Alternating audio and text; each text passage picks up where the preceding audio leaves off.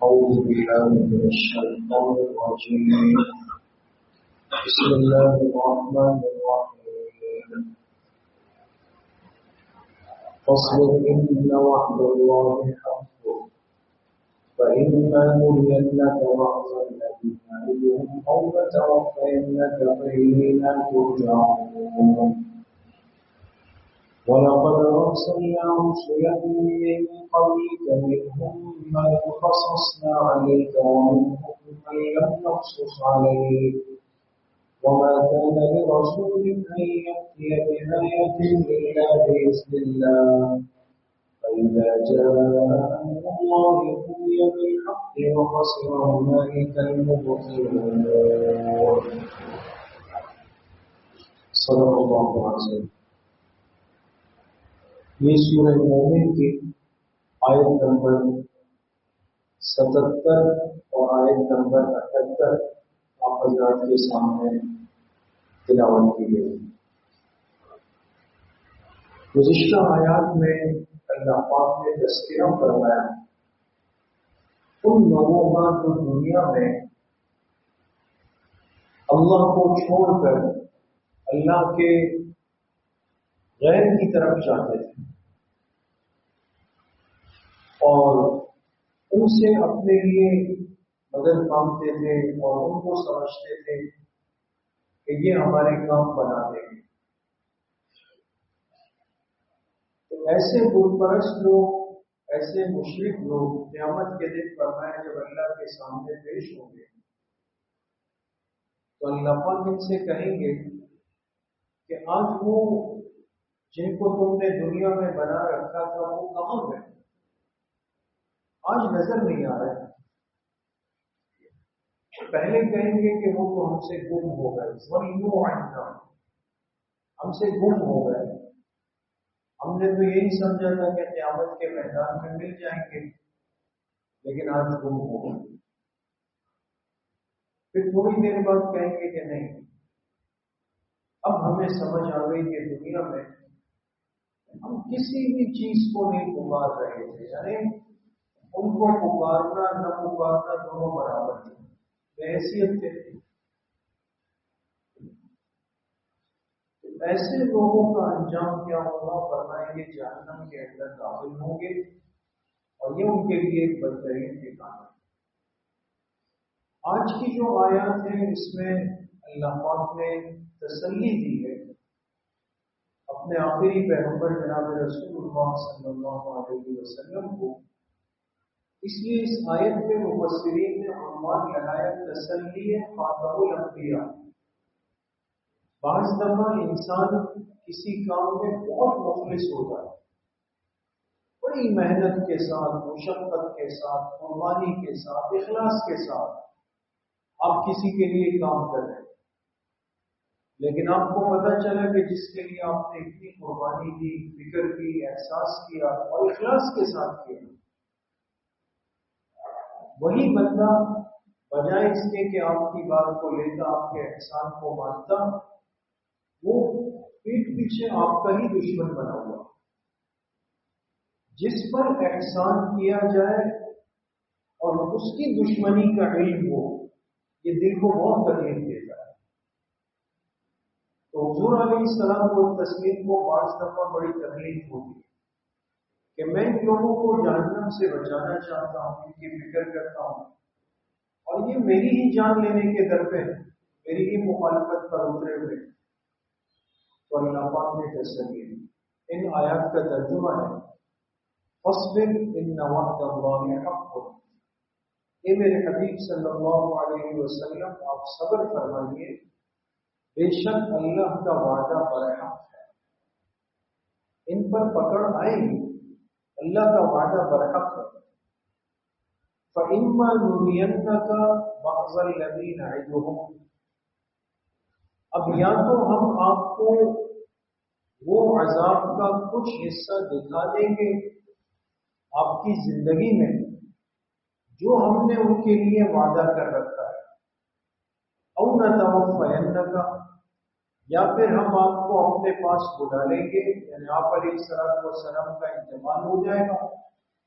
فَإِلَيْنَا يُرْجَعُونَ، اور پھر ان سب کو ہماری طرف ہی لوٹایا جائے۔ وَلَقَدْ أَرْسَلْنَا رُسُلًا مِّن قَبْلِكَ، اور یقیناً آپ سے پہلے بھی ہم نے بہت سے رسولوں کو بھیجا۔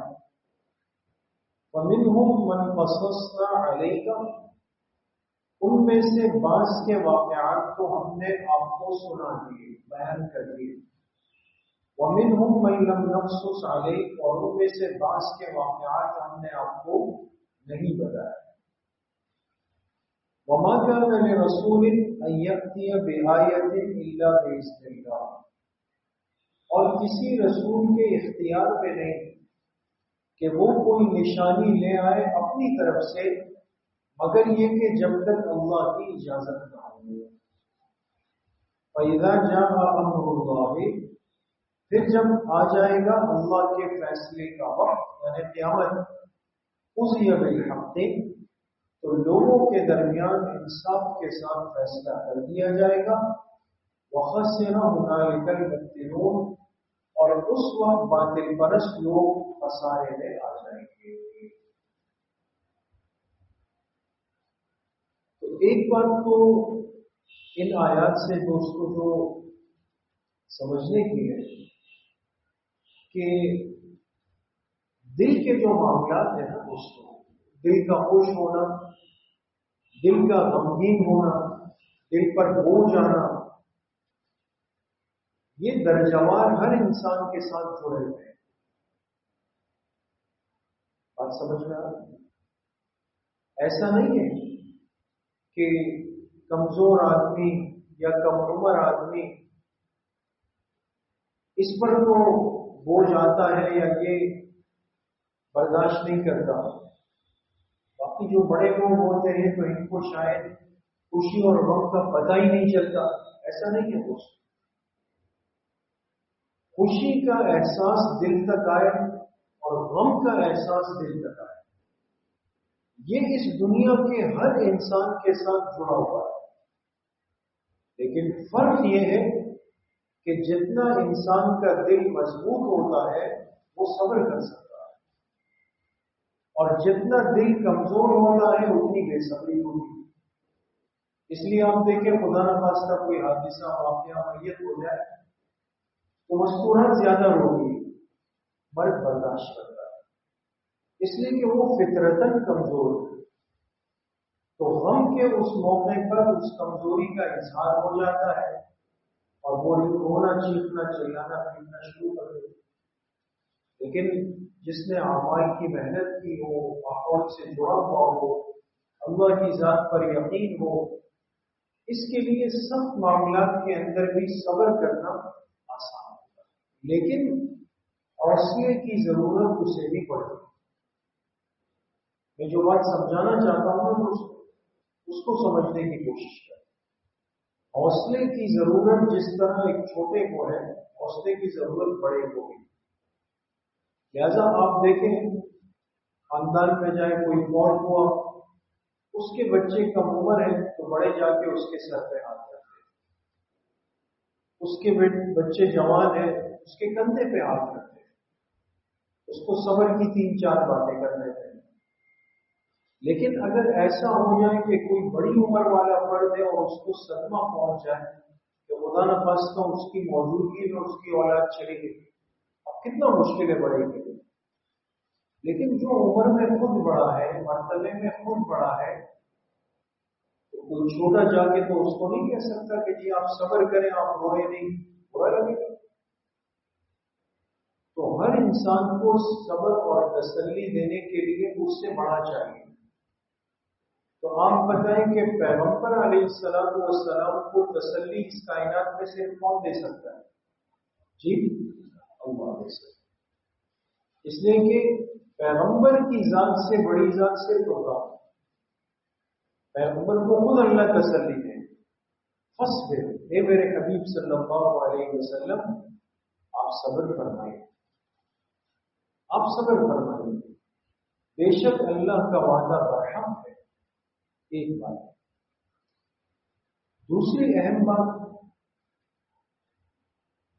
جو لوگ دنیا میں ظلم کرتے ہیں، زیادتی کرتے ہیں، کسی کو ناحق قتل کرتے ہیں، ناحق کسی کا مال غصب کر لیتے ہیں، ملک میں فساد پھیلا دیتے ہیں، انسانی جان کی قیمت ختم کر دیتے ہیں، تو ہر انسان کا دل کیا چاہتا ہے کہ اس ظالم پر پکڑ آئے اور میں اپنی آنکھوں سے دیکھوں۔ جیسے اس وقت ہمارے فلسطینی بھائی قبلہ اول کے مسلمان ہیں نا، اب ہزاروں شہید ہو گئے، بچے بھی، جوان بھی، بوڑھے بھی، مستورات بھی۔ ہمارا قبلہ اول وہ بڑے خطرات میں ہے، اور اسرائیل دن بدن ظلم کرتا ہے۔ تو ہم جب سنتے ہیں، دیکھتے ہیں، تو دل میں کیا آتا ہے کہ وہ وقت اللہ ہمیں دکھائے کہ یہ اسرائیل ذلیل ہوا، اور انشاءاللہ اللہ دکھائے۔ انتظار ہے نا اس ہے یا نہیں کہ یہود تمام ہو، ان پر بھی اللہ کی پکڑ آئے، یہ خوار ہو، رسوا ہو، اور ہم اپنی آنکھوں سے دیکھ لیں ان کو۔ دل چاہتا ہے، لیکن اللہ کا ایک ضابطہ ہے اس جو اس آیت سے سمجھ میں آتا ہے۔ حضور علیہ السلام کو ستانے والے، آپ کو تکلیف دینے والے، آپ کے قتل تک کے منصوبے بنانے والے، وہ کوئی برائے لوگ تو نہیں تھے، اس میں اپنے لوگ زیادہ تھے، اپنے خاندان کے لوگ بھی شامل تھے، اپنی قوم کے لوگ شامل تھے، اپنے شہر مکہ کے لوگ شامل تھے، سب تھے، اور حد کر گئے تھے لوگ کہ مکہ مکرمہ میں رہنا دوبر ہو گیا۔ 2 دفعہ طائف حبشہ ہجرت ہوئی، تیسری مرتبہ میں آپ علیہ السلام خود ہجرت فرما کے کہاں تشریف لے گئے؟ مدینہ۔ ہجرت اسی لیے کی جاتی ہے کہ جب انسان کو مقام میں سکون سے رہنے نہ دیا جائے۔ اب جن لوگوں نے آپ کو ستایا، تکلیف دی، پریشان کیا، اذیتیں دی، آپ کی 2 صاحبزادیوں کو طلاق دلوائی تاکہ آپ کو قلبی تکلیف پہنچائے، یہ سب کچھ ہو۔ تو آپ علیہ السلام کی بھی چاہت تھی کہ جن لوگوں نے ایسا کیا ان پر اللہ کی پکڑ آئے اور ہم دیکھیں اس کو۔ یہاں ایک نقطے کی بات سمجھیے گا، ظلم کرنے والے پر اللہ کی پکڑ آئے، ظلم کرنے والے پر، اور انسان یہ چاہے کہ میں اس کا انجام دیکھ لوں اور مجھے اللہ دکھا دے۔ ظالم کے انجام کا انتظار کرنا یہ کوئی دوستوں مقام اور منصب کے منافی نہیں کہ انسان یہ کہے کہ بھئی آپ اتنے بڑے نیک دیندار آدمی ہیں، یار آپ بھی بد دعا دے رہے ہیں۔ اللہ اپنے پیغمبر کو تسلی دے رہے، آپ صبر کریں، جنہوں نے آپ کو ستایا ہے ان کی پکڑ میں کروں گا، چھوڑوں گا نہیں۔ اب میرا ضابطہ یہ ہے کہ یا تو ان کی پکڑ کا کچھ حصہ آپ کو آپ کی حیات مبارکہ میں دکھا دوں گا، اور وہ دکھایا، کہاں دکھایا؟ بدر میں دکھایا کہ 70 بڑے بڑے سردار ان کے مارے ہیں، اور فرمایا اگر پورا ہم نے ان پر اپنا اترنے والا عذاب آپ کو نہیں دکھایا تب بھی آپ پرواہ نہ کریں، آپ ہمارے پاس آ جائیں گے، یعنی اس دنیا سے رخصت ہو گے، اور پھر قیامت کے میدان میں جو ہم ان کی پکڑ کریں گے، ان کو سزا دیں گے، وہ آپ دیکھ لیں گے۔ تو اس لیے میرے عزیزوں، دوستوں، بزرگوں، ظالم کے لیے اللہ نے سخت انجام تو رکھا ہے، اور ہم سب بھی چاہتے ہیں کہ ظالم کا انجام دیکھ لیں، لیکن کبھی اللہ پاک اس دنیا میں دکھا دیتے ہیں، اور کبھی اللہ پاک اس کے پورے عذاب کو آخرت کے جہنم کے عذاب کے لیے محفوظ کر رہے ہیں کہ چلو دنیا میں اس کو کر دیں۔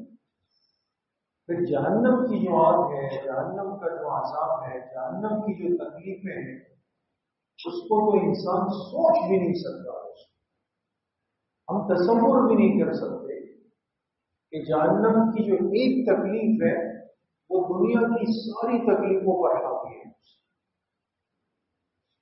جب کافر کو اللہ پاک دین دیتے ہیں، مہلت دیتے ہیں اور زندگی دے دیتے ہیں، اس لیے ظالم کو دیکھیں موت اتنی جلدی نہیں آتی، کوئی لڑتے رہے گا.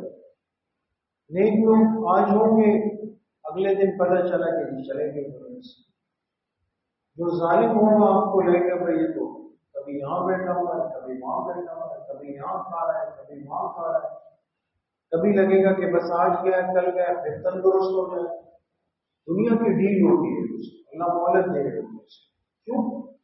اس نے اتنا اللہ کو ناراض کیا ہوتا ہے کہ اللہ پاک اس کی ساری سزا آخرت کے لیے جمع کر دیا کہ دنیا کی کم سزا اس کو دینی نہیں.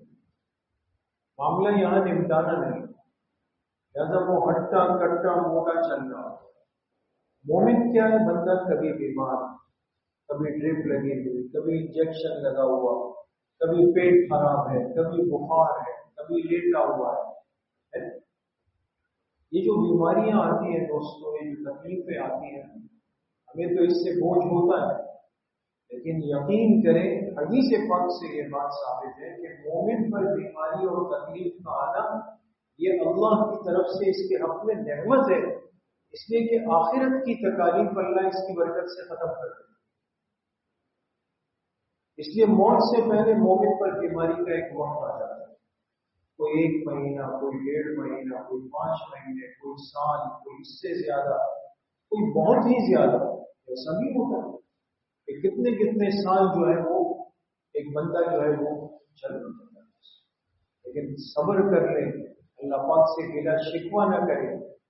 جب یہ قبر میں پہنچتا ہے فرشتوں کو کہا جاتا ہے کہ اس نے دنیا کی تکلیفوں پہ صبر کیا، مجھ سے گلا شکوہ نہیں کیا، یہ مجھ سے ناراض نہیں ہوا، لہذا آخرت کی ساری تکلیفیں اس سے ختم کر یہ پاک صاف ہو کے اللہ پاک کے پاس چلا. تو اس لیے میرے عزیزوں دوستوں بزرگوں، دنیا کی ان چھوٹی موٹی تکلیفوں پر، بیماریوں پر، پریشانیوں پر ہمیں پریشان نہیں ہونا چاہیے، لیکن اس کے ساتھ ساتھ جو ہمارے ذمہ ہے وہ ہے کہ صبر کے کلمات، صبر. اور اللہ سے بندہ عافیت مانگتا ہے کہ اللہ میں کمزور ہے، آپ مجھے عافیت دے دیں، مجھے صحت دے دیں. یہ مومن کی زندگی ہے. اللہ پاک مجھے بھی آپ سب کو صحیح عمل کی توفیق نصیب کرے. انشاءاللہ کل صبح 11 بجے سے 11:30 بجے تک مستورات کی اصلاحی مجلس بنات کے مدرسے میں ہوگی، اور عصر کے بعد انشاءاللہ بیان اور ذکر کی مجلس کو مسجد میں. الحمدللہ.